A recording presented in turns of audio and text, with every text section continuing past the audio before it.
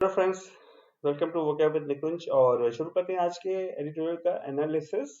ठीक है, आज का जो एडिटोरियल है वो है जो नेशनल स्पोर्ट्स कोड है उनके एडमिनिस्ट्रेटर्स पे। ठीक है, और स्पोर्ट्स को मैनेज करने पे। ठीक है, तो लिखा हुआ है administrators seem reluctant to accept the national sports code. ठीक है, जो एडमिनिस्ट्रेटर्स हैं उसके जो एडमिन हैं वो रिलक्टेंट लग रहे हैं। रिलक्टेंट मतलब कि अनविलिंगनेस टू डू समथिंग, हिचकिचा रहे हैं ऐसा कुछ। ठीक है, टू नेशनल स्पोर्ट्स कोड को एक्सेप्ट करने के लिए। Next one, next phrase is pull up, मतलब होता है रिब्यूक। तो अब देखिए यहाँ पे क्या लिखा हुआ है, rarely does a day and, एक दिन बिना, बहुत मुश्किल से एक दिन खत्म होता है जब इनमें से कोई एक कोल्ड के द्वारा पुल अप ना किया गया हो। पुल अप करना मतलब क्या हुआ, यहाँ पे खींचना तो कहेंगे नहीं कि कोल्ड पकड़ के खींच रहा है, राइट। पुल अप करना मतलब रिब्यूक, मतलब डांट लगानी। ठीक है, कि जो एडमिनिस्ट्रेटर्स है उनको डांट ना पड़ती हो, ऐसा एक भी दिन नहीं जाता है।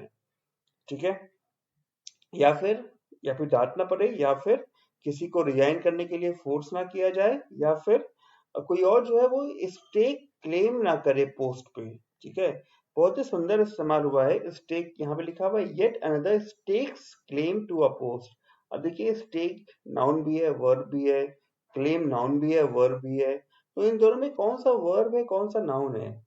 ठीक है, देखिए यहाँ पे एस लगा हुआ है और यहाँ पे ये सिंगुलर है, तो यानी मतलब ये स्टेक हो गया, मतलब ये वर्ब हुआ। ठीक है, और ये स्टेक का क्या मतलब है, इसका मतलब भी होता है क्लेम करना। तो क्लेम को क्लेम करने की बात हो रही है, राइट। किस चीज को, पोस्ट को क्लेम करने की बात हो रही है। ठीक है, इसका मतलब ये है कि पोस्ट के क्लेम को क्लेम करने की बात। ठीक है, थोड़ा सा कॉम्प्लिकेटेड किया है इन्होंने, लेकिन बस ऐसे ही है हिंदू का ट्यूटोरियल। उसके बाद जो वर्ड है वो है एज्यूम। एज्यूम मतलब प्रिज्यूम करना, सोचना, लेकिन यहाँ पे जो मतलब है वो है ऑफिस की ड्यूटीज एक्सेप्ट करना और शुरू करना। तो लिखा है he had assumed charges the charge after Narendra Batra was forced to quit in July. उन्होंने एज्यूम किया था चार्ज, मतलब उन्होंने अपनी ड्यूटी शुरू की थी, रिस्पॉन्सिबिलिटी शुरू की थी ऑफिस की, जब नरेंद्र बत्रा को जुलाई में फोर्सिबली क्विट करना पड़ा। ठीक है, फिर बाकी का एटीट्यूड बिल्कुल आसान है, आई डोंट थिंक आपको कोई इश्यू होगा ये पढ़ने में समझने में। ठीक है, काफी कम वर्ड्स हैं, इनफैक्ट देखिए 15 से 20 वर्ड्स होते हैं, लेकिन आज मुश्किल से 9 वर्ड्स हैं डिफिकल्ट। ठीक है, देखिए नेक्स्ट वर्ड है मेसी। मेसी मतलब होता है जम्बल्ड, या फिर ऑर्गेनाइज्ड ना, डिसऑर्गेनाइज्ड होना। ठीक है, अव्यवस्थित होना। तो main reason behind the messy state of affairs, जो स्टेट ऑफ अफेयर्स है मेसी मतलब जो अनऑर्गेनाइज्ड स्टेट ऑफ अफेयर्स है, या फिर डिसऑर्डरली है, मतलब जो अव्यवस्थित है, जिसका कोई समझ में नहीं आ रहा सिस्टम क्या है।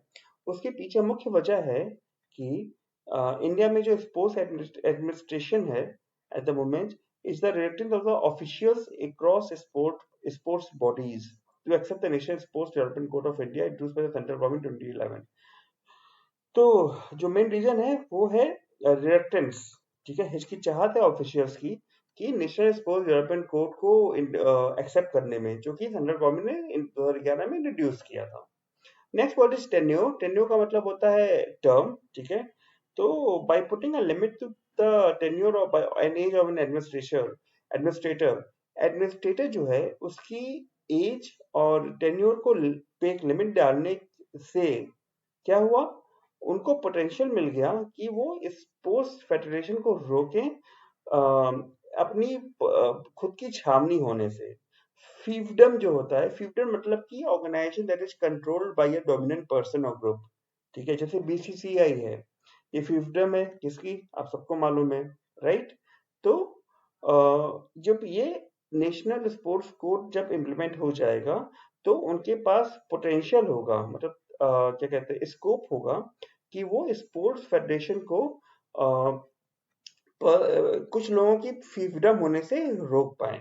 ठीक है, मैनी ऑफ देम पॉलिटिशियन, बहुत सारे लोग उनमें से जो कंट्रोल करते हैं वो पॉलिटिशियंस हैं।